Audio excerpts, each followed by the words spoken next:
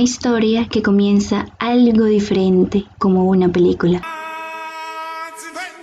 No, esa no es producción.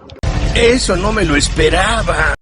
Mejor empecemos desde el comienzo, con el libro La nueva ciencia de la mente de Gardner. Pero primero, para hablar de esta historia, abordemos la psicología cognitiva, una rama de la psicología que estudia los procesos cognitivos o la forma de procesar la información específica de los seres humanos, la cual es una rama joven porque se inició en el año 1956, admitida oficialmente como ciencia cognitiva, mediante 3 grandes estudios que llegaron a tener un impacto decisivo.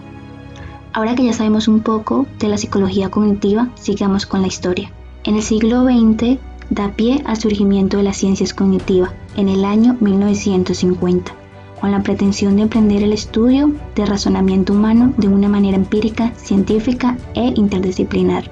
Así, la ciencia cognitiva se definió como un grupo de ciencias que se encargan del estudio de la cognición, estudiando los fenómenos que surgen de procesar la información tanto en los seres humanos como en lo artificial. También, según Gardner, la ciencia cognitiva surge para dar respuesta al antiguo problema de la naturaleza del conocimiento humano. Asimismo, en el año 1956, la ciencia cognitiva fue admitida oficialmente y el psicólogo George Miller estableció una fecha más precisa, el 11 de septiembre de 1956, dando referencia al simposio sobre la teoría de la información, realizado en el Instituto de Tecnología de Massachusetts. También, en algunos años, como en 1960, en Harvard, se admitió el Centro de Estudios Cognitivos bajo autores como Brunner y Miller. En 1970, la ciencia cognitiva comenzó siendo la más conocida por la población en general, como también por la comunidad científica. En 1977 se crea la revista Cognitiva Ciencia, siendo las primeras centradas en las ciencias cognitivas. En 1979 se realiza la primera reunión anual de la Sociedad de Ciencias Cognitivas. Esta ciencia tuvo algunos cimientos. El primero fue el Simposio Higson, que se presentó en el año 1948.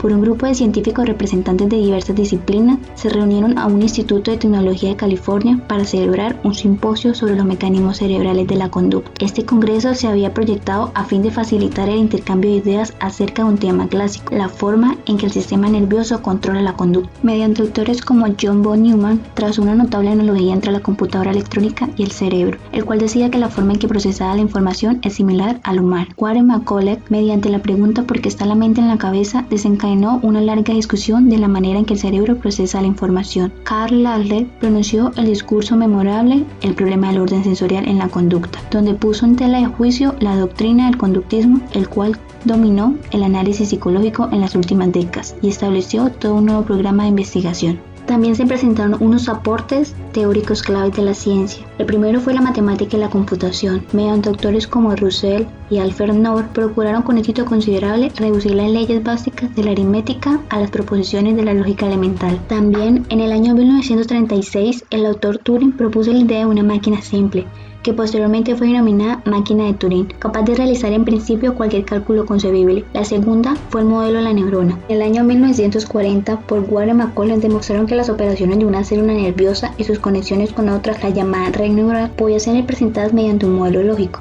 En este modelo la neurona era activada y a su vez activada a otra neurona. La tercera fue la teoría de la información, por el autor Claude Shannon, el cual habitualmente se le acreditaba la creación de la teoría de la información. El cuarto fue la síntesis cibernética, por el doctor Norbert. Creía firmemente que los avances científicos y tecnológicos eran congruentes entre sí. En este aspecto fue más allá que todos sus contemporáneos, para la constituían una nueva ciencia fundada en los temas de control y comunicación. También se estableció unas características, las cuales eran las representaciones.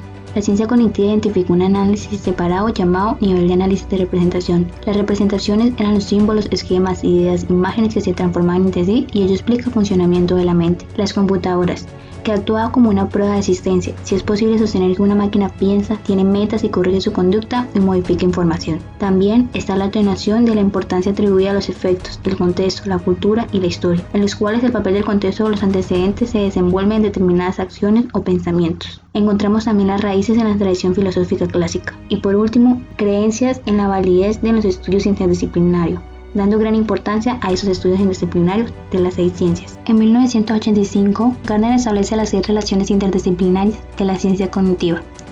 Estas son la filosofía, la lingüística, la antropología, la neurociencia, la inteligencia artificial y la psicología. Primero empezaremos con la filosofía. Su rama epistemológica nos ha brindado el programa de trabajo inicial, la lista de temas y cuestiones en los que hoy están trabajando los científicos cognitivistas de orientación empírica.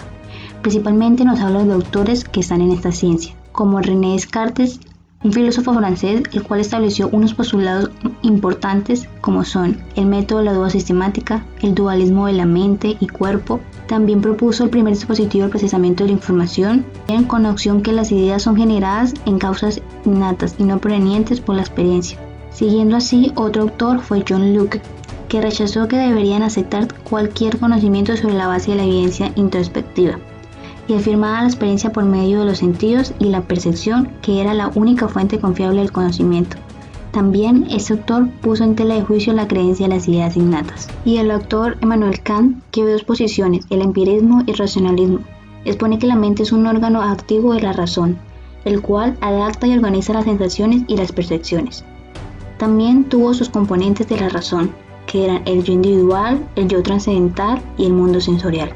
La psicología enaltece la trayectoria histórica por autores como Kuhn, Jacob Friedrich Fried, Johann Friedrich, Hermann Bosch y entre otros, que son partidarios de ser la ciencia que hoy es.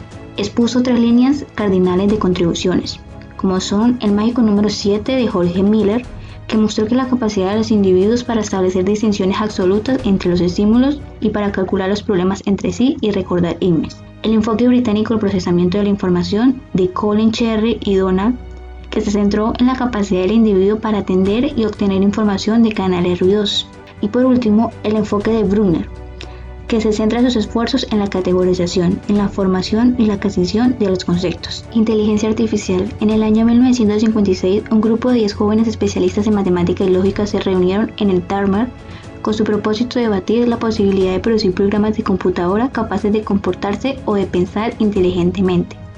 Hubo 4 investigadores en particular que desempeñan papeles decisivos, los cuales fueron John, quien llegó a ser en 1957 el fundador y el primer director de los laboratorios de la inteligencia artificial en el Instituto Tecnológico de Massachusetts. También acuñó la expresión de inteligencia artificial. También está el autor Marvin Minsky, que fue un pensador germinal en el campo en que la inteligencia artificial arribó en forma independiente a algunas de las ideas sostenidas por Newell Simon y fue además el mentor de un conjunto de talentosos y diligentes discípulos. También los aportes importantes de esta ciencia fue la versión débil y la versión fuerte. Lingüística. Su autor Chomsky partió de 2 premisas principales.